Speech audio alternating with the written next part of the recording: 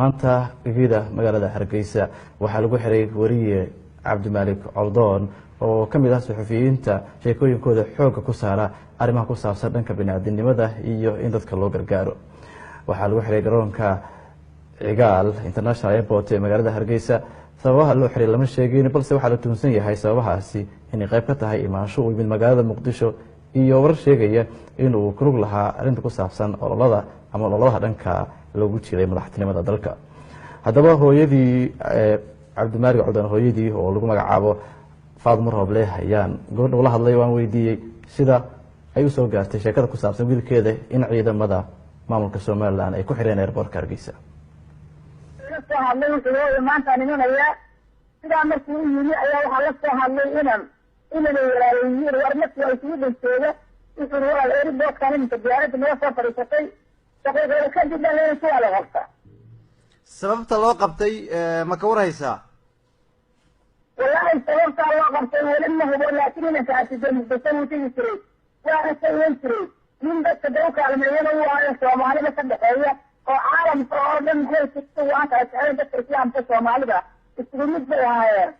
markii dowladda wuu tegi jiray wax dhiba oo uu maxay samayn jirayna ma jirto. ninkana waxay ninka dhaqtarka ah ninka maxay halkaas jooga ninka dhaqtarka yaalla ninkii ahaa lacagta soo jiray dhaqtarka joogay ninkana lacag buu sidii u jeedo ma garanaysaa. waxaan ku weydiiyey, waxaa lagu eedeynayaa sida aan maqalnay in uu Muqdisho tegay uu ka qayb galay olole siyaasadeed. arrintaasi ma la socotay adigu? maya siyaasadii anigu waxaa sababta leeyihiin warna kama hayo. siyaasadda weligii muu gelin, dowladda sababta ma leha. maxaa yeelay ninkaa maanta taageeranayo farmaajo dee ninkaa uu taageerayo waa taageeray caalamka waa laga taageerayay. anigu intaan lagu qabsi garan maayo. maamulka Somaliland iyo kan garoonka ma la hadashay oo si aad xog u weydiiso? maya xog lagu sheegi maayo. idan kala hadlayna ma jirto. ninba intayla soo hadlay wuxuu inanka adlandarta waa laysoo siiyey inankaagii si ay bidaa kaxaysanaysa iyay qabteen saas la socda yidhaahdo. wallaahi horta ilaa iyo bal maqribkaa eegayaa wadatatay haystaan iyo waxay ku haystaan inaad hubsato weeyaan in la soo daayo iyo inay dee si kale u kaxaystaan. horta waa mubsanayaa ilaa iminka mar dhaweed baa la qabtay si ay diba wareysaysa lagu yidhi waxay kadib ay kala saaraan mar walba kan qaadaya. wiilkaagu dabcan wuxuu caan ka yahay baraha bulshada iyo warbaahinta, sida aad sheegtana wuxuu ku jiraa olole dadka loogu kaalmeeyo, sidoo kalena dee aragtidiisu ay caddahay marka la eego sida uu wax u tabiyo. marka aragtidiisa adigu sideed u arkaysay sanadihii dambe iyo sida uu bulshada dhexdeeda ku ahaa, sideed u fahmaysay?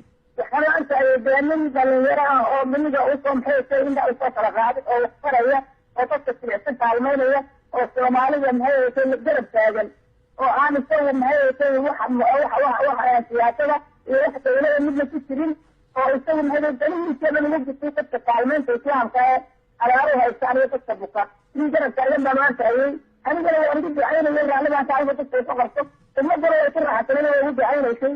markaas sababta iminka dee loo qabtay waaba yaabanayba.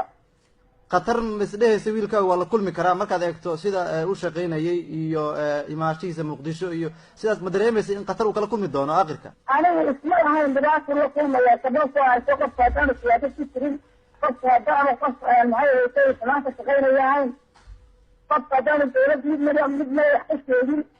anigu isma lahayn nin Soomaaliyeed oo dhalinyaro hor fikradda leh oo dadka u shaqaynaya oo dadka silsilay oo dadka maxay haysay bukoy oo dadka abaarta haysay ayaa la qabsanaya. anigu aan dadka kaalmeeyay ilaahay way kala kulmaysaa halkaan dhibaatada. waxaan maqlay gaarta waa caadi waa gaarta ma haye goorma la xiray marka? wallaahi dee markii diyaaradda la xiray dadka ka soo baxay waa gartay. diyaaradda la xiray saala xataa sameeyay hadaan la xiray weli maad la hadashay marka xukuumadda?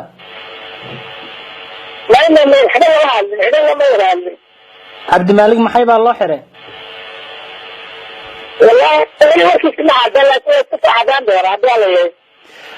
waa gartay. dadka qaar waxay hadal hayaan in madaxweynaha Soomaaliya Farmaajo ay kulmeen taageero u muujiyay. arrinkaas wax loo xiri karo ma tahay? إذا ما يقدرون يسألك حاجة جاي يديره ويسألك كم تنجوه ويستثمر نفسه بيديره haye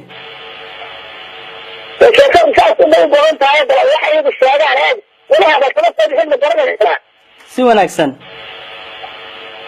حوالي الرأي ديسو بيبتاده محيط حرمه يسكو بيبتاده aragtidaada marka in ra'yigiisaas uu dhiibto madaxweynaha Soomaaliya taageer sida u aragta adiga كاسو ما يقول كذا كاسو ما يقول كذا xaaladiisa bal ma ka war doontay oo caawa sidii xaalka Cabdimaalik حالك عبد الملك عمر هيو ما يربط السواحل كما تعرف الرسم بلا ولا ان شاء الله عبد الله صدقه وصل الرسم بعدار يا يجب ان تروح شيء بدور يعني ma jiray tuhun ah haddii Hargeysa uu ku laabtay in la xiri doono horey ma u qabay tuhunkaas ما ترى ولا حين الدعاء ما بحث تراكي كان نفر المقدسين كان نفر إذا ما حلت waa gartay إنك أنت أسمعت فقط ما يدل مريض وما الحيوانات التاجرين haye xukuumadda Soomaaliland maxay baad leedahay ugu dambeyn قف الجرائي بيسو بينن كراء ودول التاجر كراء